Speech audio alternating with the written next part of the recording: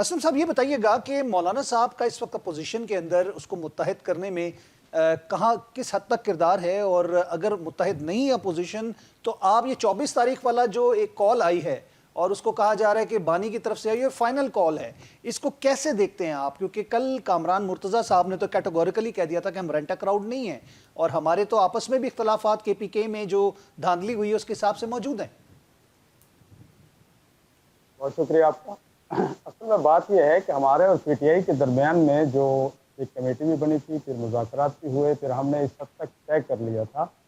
ہم پارلیمنٹ کے اندر، کیونکہ ہم بھی اپوزیشن میں وہ بھی اپوزیشن میں ہے، تو ہم پارلیمنٹ کے اندر بیٹھ کے مشاورت سے چلیں گے۔ میں ایک بات یہ بھی کلیئر کر دوں کہ بات مشاورت کی ہے، بات یہ نہیں ہے کہ ہم ایک دوسرے پہ پابند ہوں گے۔ آپ نے دیکھا 26 ترمیم میں ہم نے اور پی ٹی آئی کے درمیان میں تقریباً کوئی ایک مہینے کے مذاکرات کے بعد جب 25% جو 95% انہوں نے قبول کر لی، تو اس کے بعد انہوں نے ووٹ نہیں کیا۔ تو اس کا مطلب یہ کہ ہمارے ان کے ایک فیصلے نہیں ہے، مشاورت ضرور پابند ہے اور کے اندر ہے، پارلیمنٹ کے باہر کچھ۔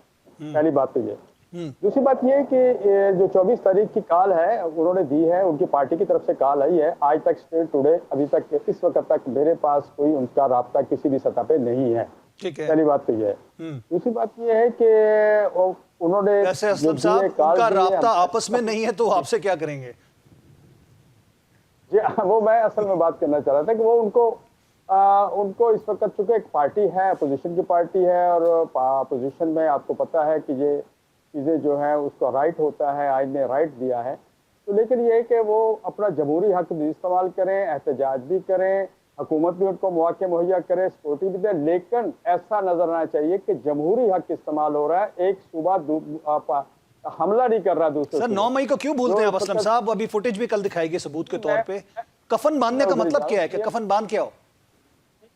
پی ایم کے پی کے جو بیانات دے رہے ہیں، جو انداز میں بات کر رہے ہیں، ایسا لگ رہا ہے ایک صوبہ بغاوت پہ اتر آیا ہے۔ یہ میں سمجھتا ہوں مناسب نہیں ہے، اور اس وقت تک پارٹی لیڈرشپ کی طرف سے جو اس وقت بانی چیئرمین نے جن لوگوں کو لیڈرشپ دی ہے ان کی طرف سے ابھی تک کھل کے اس کا کوئی سامنے چیز نہیں آئی ہے کہ وہ 24 کی اسٹرائک کو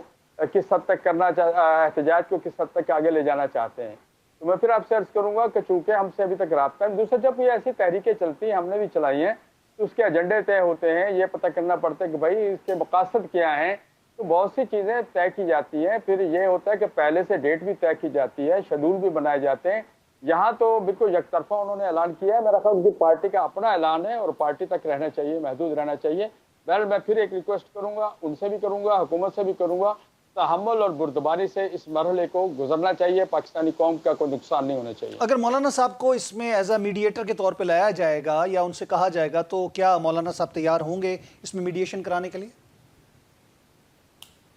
دیکھیے یہ قبل از وقت بات ہے، میں سمجھتا ہوں اس میں اب دیکھیں کہ ان کے پہلے تو ہمیں یہ دیکھیں گے نا پی ٹی آئی کے مطالبات کیا ہیں،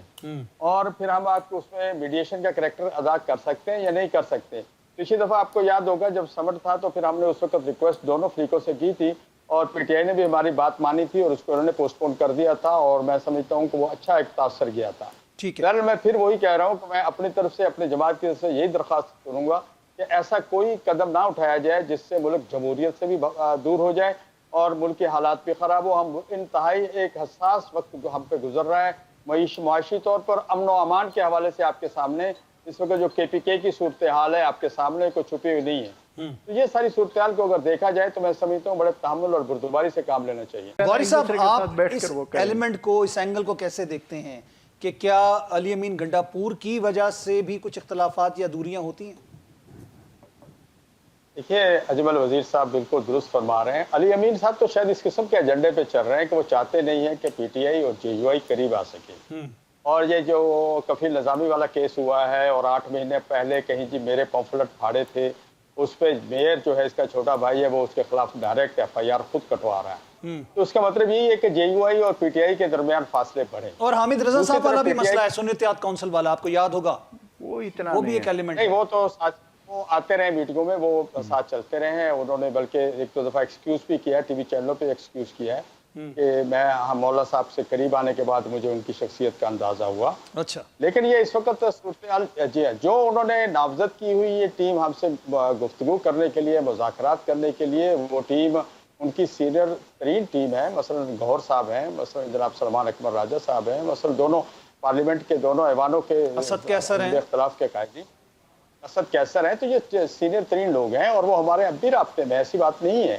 لیکن علی امین صاحب کا ایک اپنا رویہ ہے، جیسا کہ اجمل بھائی نے کہا کہ وہ علی امین صاحب اپنا کانسٹیٹیوشن کے علاوہ وہاں بھی ان کے لیے پرابلم ہے، اور علی امین صاحب جو وہاں سے جیتے تھے قومی اسمبلی میں، شاید آپ کے علم میں نہیں ہے، نیچے کی صوبائی اسمبلی کی 3 سیٹیں تھیں، جو تینوں جے یو آئی کے کینڈیڈیٹس کے ووٹ اگر اکٹھے کیے جائیں تو مولانا فضل الرحمان کے ووٹوں سے 25,000 ووٹ زیادہ تھے.